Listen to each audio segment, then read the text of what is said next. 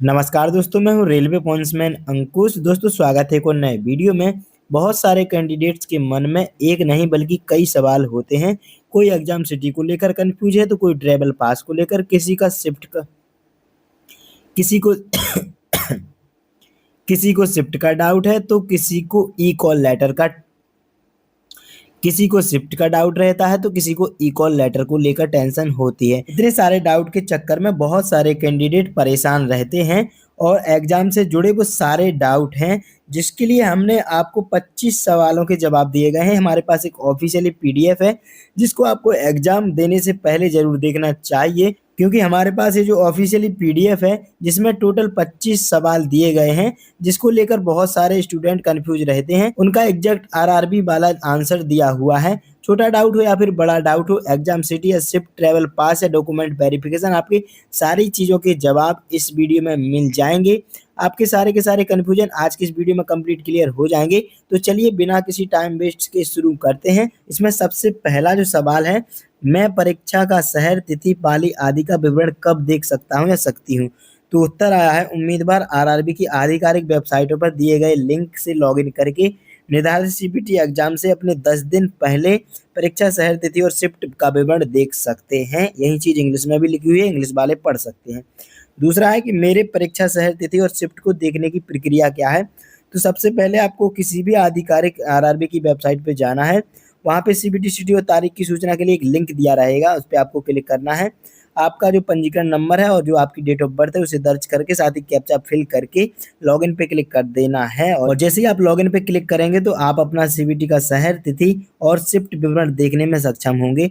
जो भी अनुसूचित जाति और अनुसूचित जनजाति यानी कि एससी एसटी के उम्मीदवार हैं, उनके मामले में जिन्होंने यात्रा पास का विकल्प चुना था फॉर्म भरते समय, वे इसे मुफ्त यात्रा प्राधिकार को भी तभी डाउनलोड कर सकते हैं, मतलब एग्जाम से 10 दिन पहले। यही चीज इंग्लिश में लिखी हुई है तो आप पढ़ सकते हैं।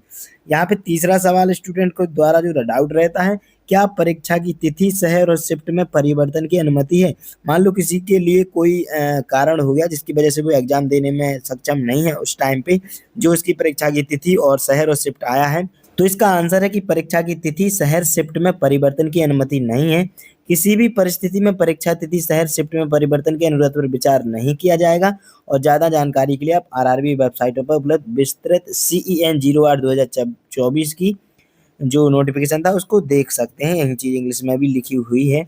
अगला जो क्वेश्चन है स्टूडेंट के द्वारा पूछा गया, मैं अपना मुफ्त यात्रा प्राधिकार कब डाउनलोड कर सकता हूं? जैसा कि सीबीटी एग्जाम से पहले आपकी सिटी इन्फॉर्मेशन जो आएगी, उसी के साथ साथ आप एग्जाम से 10 दिन पहले अपना जो प्राधिकार पत्र है मुफ्त यात्रा का, वो डाउनलोड कर सकते हैं। पांचवा सवाल है, मैं अपना ई कॉल लेटर कब डाउनलोड कर सकता हूं? तो अपने एग्जाम से 4 दिन पहले आप अपना ई कॉल लेटर डाउनलोड कर सकते हैं। अगला सवाल है, मैं मॉक टेस्ट लिंक कहाँ से देख सकता हूँ? तो मॉक टेस्ट की लिंक हर एक आरआरबी की आधिकारिक वेबसाइट पे उपलब्ध कराई गई है, वहां से आप देख सकते हैं। अगला सवाल है, परीक्षा की तिथियां क्या हैं? उम्मीदवार आरआरबी की आधिकारिक वेबसाइटों पर लॉगिन करके अपनी परीक्षा तिथि, शिफ्ट, शहर का विवरण देख सकते हैं, क्योंकि 27 नवंबर से लेकर 16 जनवरी तक टोटल 32 दिनों में एग्जाम होना है। 96 शिफ्टों में टोटल एग्जाम ये चल रहा है। अगला सवाल है, परीक्षा की अवधि क्या है? 90 मिनट की परीक्षा होगी। वहीं जो पीडब्ल्यूबीडी वाले कैंडिडेट हैं उनको 120 मिनट का भी समय दिया जाएगा, 30 मिनट एक्स्ट्रा। इसके बाद अगला सवाल है, सीबीटी के दौरान सबमिट बटन कब सक्रिय होगा? तो 90 मिनट के बाद अपने आप सबमिट बटन सक्रिय हो जाएगा। वहीं पीडब्ल्यूबीडी कैंडिडेट के लिए 120 मिनट बाद ऑटोमेटिक सक्रिय हो जाएगा।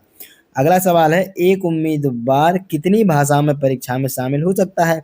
जैसा कि पहले भी बताया गया था कि आवेदन जब आप करते हो, जब फॉर्म भरते हो, तो उसमें एक तो आप अपनी भाषा चुन सकते हो, साथ ही एक अंग्रेजी जो भाषा है लैंग्वेज, वो ऑटोमेटिक प्रश्न पत्र उसमें आ जाती है। लेकिन जिसने अंग्रेजी भाषा को ही चुन लिया होगा, वो सिर्फ इंग्लिश लैंग्वेज में ही अपना एग्जाम देख सकता है। अगला सवाल है, परीक्षा में प्रश्नों की संख्या टोटल 100 प्रश्न आते हैं, जिसमें 25 तो रहेंगे मैथ के क्वेश्चन, 30 तो रहेंगे रीजनिंग के क्वेश्चन, 25 तो रहेंगे जनरल साइंस के क्वेश्चन और 20 रहेंगे जीके एंड करंट अफेयर के, मिलाकर टोटल 100 क्वेश्चन पूछे जाएंगे पूरे एग्जाम में। अगला सवाल है, क्या कोई नेगेटिव मार्किंग है? यदि हाँ तो कितने अंक काटे जाएंगे? बिल्कुल नेगेटिव मार्किंग होती है और 1/3 की नेगेटिव मार्किंग होती है। मतलब कि अगर आपने 3 क्वेश्चन गलत किए हैं तो 1 क्वेश्चन आपका सही कट जाएगा। अगला सवाल है कि प्रतिदिन कितनी शिफ्ट होंगी? प्रतिदिन 3 शिफ्टें सामान्यतः होगी और बाकी जो जानकारी है आपके की ई कॉल लेटर पे दी जाएगी। अगला सवाल है कि परीक्षा का समय क्या होगा? तो जो पहली शिफ्ट है, दूसरी शिफ्ट है, तीसरी शिफ्ट है, इस प्रकार चलेगी। पहली शिफ्ट का रिपोर्टिंग टाइम 7:30 बजे होगा, गेट बंद हो जाएगा 8:30 बजे। परीक्षा शुरू होगी 9 बजे से और जो अवधि है 90 मिनट की और पीडब्ल्यूबीडी वाले कैंडिडेट की 120 मिनट की। वहीं जो शिफ्ट 2 है 11:15 को आपका रिपोर्टिंग समय है, गेट बंद हो जाएगा 12:15 पे और आपका एग्जाम शुरू होगा 12:45 से। शिफ्ट 3 में दोपहर 3 बजे रिपोर्टिंग समय रहेगा, 4 बजे गेट बंद हो जाएगा। परीक्षा का समय 4:30 बजे से चलेगा और 6 बजे तक आपका एग्जाम चलेगा। वही पीडब्ल्यूबीडी कैंडिडेट के लिए 6:30 बजे तक चलेगा। चलिए अगला जो सवाल है, सत्यापन के लिए परीक्षा केंद्र में कौन से दस्तावेज लाने होंगे? तो देखो परीक्षा सत्यापन आपको सबसे पहले तो एक ई कॉल लेटर लाना होगा, कलर वाली पासपोर्ट साइज फोटो और अगर आपके पास वही फोटो है जो फॉर्म में लगाई थी वो ले जा सकते हैं, अगर वो नहीं है तो दूसरी भी ले जा सकते हैं। वहीं जो मूल फोटो आईडी कार्ड है जिसमें आप आधार कार्ड भी ले जा सकते हैं, पैन कार्ड भी ले जा सकते हैं या फिर अगर आधार कार्ड को गुड गवर्नेंस रूल 2020 के तहत आधार सक्षम बायोमेट्रिक सत्यापन हेतु लाना है तो देखो आधार कार्ड आपको बिल्कुल कंपलसरी है ले जाना। इसके अलावा एक चीज और लिख रही है कि दो मूल वैध फोटो आईडी कार्ड ले जाना चाहिए, फोटो कॉपी स्कैन किया हुआ या वैधता समाप्त नहीं होनी चाहिए। वही चीज लिखी हुई है कि आप आधार कार्ड ले जाना, 2 फोटो ले जाना, इसके अलावा जो ई कॉल लेटर है वही ले जाना। इसके अलावा कोई भी चीजें नहीं ले जानी होती, ये सारी चीजें इतनी इंपॉर्टेंट नहीं है। चलिए अगले जो सवाल की ओर चलते हैं, मुफ्त यात्रा प्राधिकार के माध्यम से टिकट बुक करने के लिए मुझे कौन से दस्तावेज ले जाने होंगे?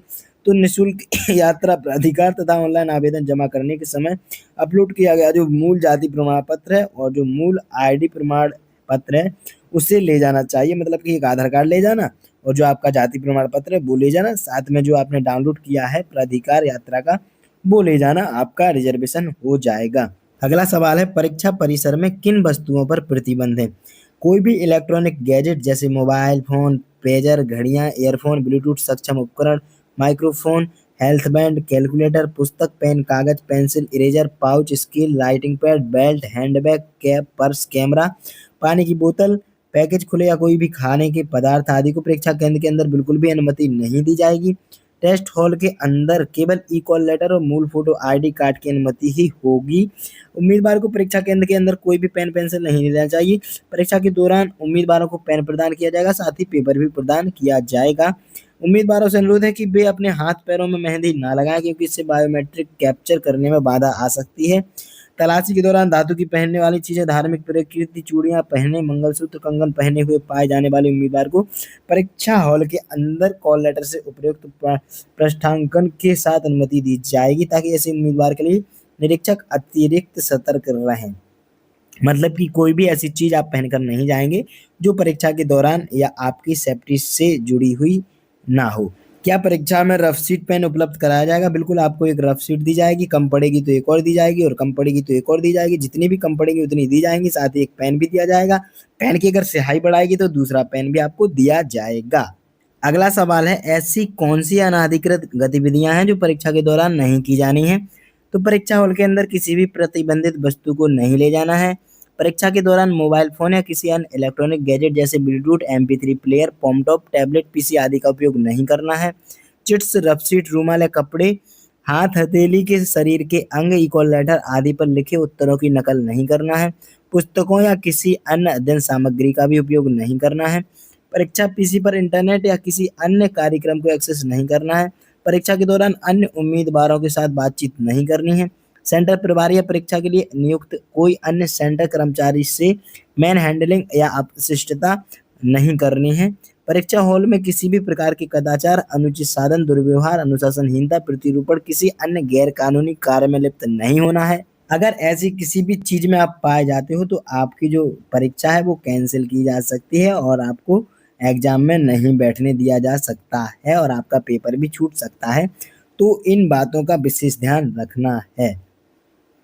अगली चीज है, गूगल लिंक काम नहीं कर रहा है तो मुझे क्या करना चाहिए? ये स्पेशली सिर्फ उसके लिए दिया गया है जो एग्जाम की शिफ्ट है, जो एग्जाम की डेट है, जो एग्ज़ाम की सिटी है देखी जा रही है, तो उसमें कैंडिडेटों को प्रॉब्लम आ रही है, जिसके लिए मैंने एक शॉर्ट वीडियो भी कल बनाया था, तो परेशान होने की ज़रूरत नहीं है, क्योंकि आपके पास जो मेल है वो आ जाएगा, तो उसको चेक करते रहें।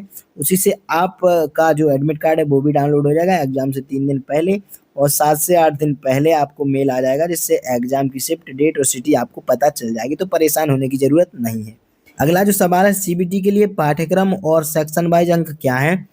तो सीबीटी के लिए जो पाठ्यक्रम और सेक्शन अंक है, मैंने अभी बताया था आपको, मैथ आएगी, रीजनिंग आएगी, साइंस आएगी, जीके और करंट अफेयर आएगी। मैथ के आएंगे टोटल 25 क्वेश्चन, रीजनिंग के आएंगे 30 क्वेश्चन, साइंस के आएंगे 25 क्वेश्चन, जीके और करंट अफेयर के मिला के 20 क्वेश्चन। लेकिन इस बार का जो एग्जाम है वो सेक्शन वाइज होना है, तो कौन सा सेक्शन पहले आएगा, कौन सा दूसरे पे आएगा, ये अभी हमें जानकारी नहीं है। बाकी सेक्शन अलग अलग रहेंगे, तो इससे कोई फर्क नहीं पड़ता है कि कौन सा कौन नंबर पे आएगा। अगली चीज है कि क्या परीक्षा के दौरान बायोमेट्रिक उपस्थिति ली जाएगी? बिल्कुल हाँ, ये भी बायोमेट्रिक उपस्थिति भी आधार कार्ड के द्वारा ली जाती है।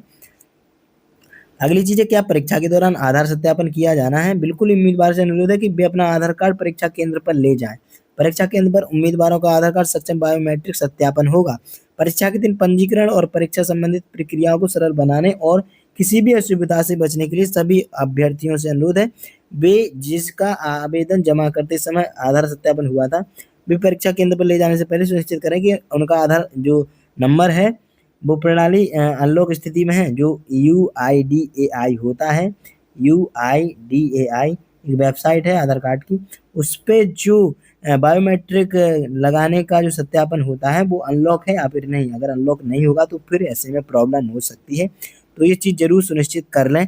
इसके लिए तो एक शॉर्ट वीडियो भी बना दूंगा, क्योंकि बहुत सारे कैंडिडेट को ये जानकारी नहीं होती है। अगली चीज है, आधार सत्यापन क्यों आवश्यक है?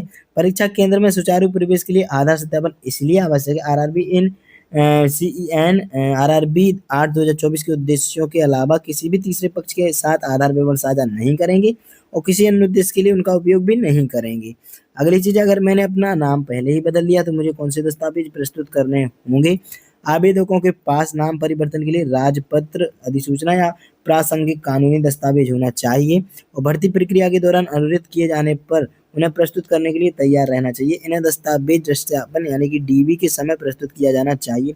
सीधी सी बात है, ये बात हो रही है डीबी के टाइम की। अगर आपने किसी भी चीज़ पे कोई भी नाम चेंज कराया है, कोई जन्मतिथि चेंज कराई है, कुछ भी चेंज कराया है, तो उसके लिए डॉक्यूमेंट वेरिफिकेशन के समय पुराना डॉक्यूमेंट और नया डॉक्यूमेंट, साथ ही एक स्टाम्प पे बना हुआ एफिडेविट भी लगाना होगा, और आपको ये सत्यापित करना होगा कि किस वजह से नाम चेंज कराया है और क्या नाम चेंज कराया है, सारी चीज़ें बतानी होगी। चलिए, हमारा आखिरी क्वेश्चन है, अगर मैं पासवर्ड भूल गया हूँ, गई हूँ, तो मुझे क्या करना चाहिए?